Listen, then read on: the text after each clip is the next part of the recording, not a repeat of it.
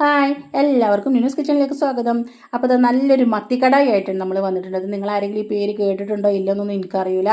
കാരണം നമ്മൾ സാമ്പാർ വെക്കലുണ്ട്, അപ്പോൾ അതുപോലെ ചിക്കൻ സാമ്പാർ കേൾക്കലുണ്ട്, അതുപോലെ മത്തി കൊണ്ട് നല്ലൊരു കടായി കേട്ടോ. ചിക്കൻ കടായി നമ്മൾ കേട്ടിട്ടില്ലേ, അതുപോലെ മത്തി കൊണ്ട് നല്ല അടിപൊളി ടേസ്റ്റാണ്. അതൊന്ന് കൂട്ടി നോക്കുക തന്നെ വേണം കേട്ടോ, അതിൻ്റെ ടേസ്റ്റ് അറിയണമെന്നുണ്ടെങ്കിൽ. അപ്പോൾ ഇതാ മത്തി അതിലേക്ക് ഞാൻ ഫ്രൈ ചെയ്തിട്ട് വെച്ചിട്ടുണ്ട്. സാധാരണ മുളകും പൊടിയും മഞ്ഞൾപ്പൊടിയും ഉപ്പും പെരിഞ്ജീരകപ്പൊടിയും ചേർത്തിട്ട് അവിടെ ഫ്രൈ ചെയ്തിട്ട് വെച്ചിട്ടുണ്ട്. പിന്നെ നമുക്ക് വേണ്ടത് ചെറിയ ഉള്ളി കുറച്ച് അധികം വേണം, പിന്നെ വെളുത്തുള്ളി കുറച്ച് വേണം, അതുപോലെ ഇഞ്ചി, പിന്നെ കറിവേപ്പില, തേങ്ങാപ്പാൽ കേട്ടോ. ഒന്നാം പാൽ മാത്രം മതി, രണ്ടാം പാലൊന്നും വേണ്ട.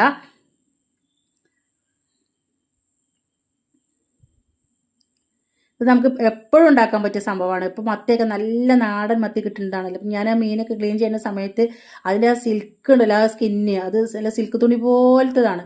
അതങ്ങോട്ട് കിഴിഞ്ഞു പോരണം, അത്രക്കും നല്ല മത്തിയാണ്. അപ്പോൾ നമുക്കിതിലേക്ക് ഉലുവ വേണ്ട കേട്ടോ. ഉലുവ വേണ്ട, ഉലുവ ഉണ്ടായാൽ തന്നെ ഒരു വേറെ കുത്തണ സ്മെല്ലാവും വരും. അപ്പോൾ അതൊക്കെ ഇതിൽ നിന്ന് ഒഴിവാക്കിയിട്ടുണ്ട്. പിന്നെ ഞാനിതിലേക്ക് വെളിച്ചെണ്ണയിൽ തന്നെ ഉണ്ടാക്കണം. കടുക് വറുത്തിട്ടുണ്ട് വെളിച്ചെണ്ണയിൽ. അതിന് ശേഷം നമുക്ക് ചെറിയ ഉള്ളി ഇട്ട് കൊടുക്കുക, അതുപോലെ വെളുത്തുള്ളി ഇട്ട് കൊടുക്കുക, പിന്നെ ഇഞ്ചിയും കറിവേപ്പിലയും കൂടി ചേർത്ത് കൊടുക്കുക കേട്ടോ. വെളിച്ചെണ്ണയാണ് ഇതിൻ്റെ ടേസ്റ്റ് കൂട്ടുന്നത്. അപ്പോൾ വെളിച്ചെണ്ണ കഴിയുന്നതും വെളിച്ചെണ്ണയിൽ തന്നെ ഉണ്ടാക്കാൻ നോക്കണം, എങ്കിലേ അതിൻ്റെ ഒരു യഥാർത്ഥ രുചി കിട്ടുള്ളൂ. പിന്നെ ഇത് ഉണ്ടാക്കുന്ന സമയത്ത് വീട് നല്ല സ്മെല്ലാവട്ടെ, നല്ല അടിപൊളി സ്മെല്ല് എന്ന് പറഞ്ഞാൽ എങ്ങനെ പറഞ്ഞറിയിക്കുമെന്ന് എനിക്കറിയില്ല.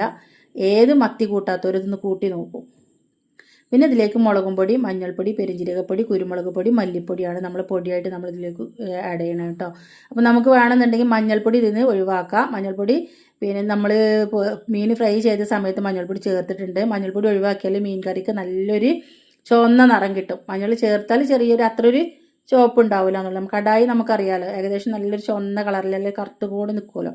അപ്പം അങ്ങനെ ആവണമെന്നുണ്ടെങ്കിൽ മഞ്ഞൾപ്പൊടി വേണമെങ്കിൽ ഒന്ന് ഒഴിവാക്കുക. അതിന് ശേഷം ഇതാ ഉള്ളി ഒന്ന് മൂത്ത് വന്നതിന് ശേഷം നമുക്ക് പുളി ചേർത്ത് കൊടുക്കുക. കുറച്ച് പുളി, അധികം പുളി വേണ്ട, കുറച്ച് പുളി. പിന്നെ തക്കാളി ഇല്ല, ഉലുവയില്ല.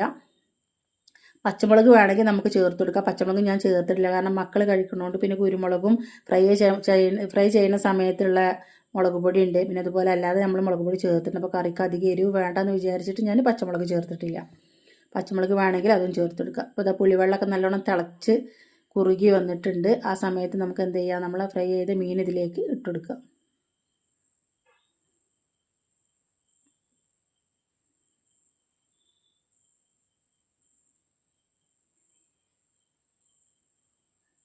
നാളെ തന്നെ എല്ലാവരും ഇതുകൊണ്ടൊന്ന് ഉണ്ടാക്കി നോക്കണം. ഞാൻ പറഞ്ഞ് നല്ല അടിപൊളി ടേസ്റ്റ് എന്ന് പറഞ്ഞാൽ ഒരു മാറ്റമില്ല, ഇതിന് നല്ല ടേസ്റ്റാണ്. അപ്പോൾ എല്ലാവരും ഇതുപോലെ ഒന്ന് ഉണ്ടാക്കി നോക്കണം കേട്ടോ.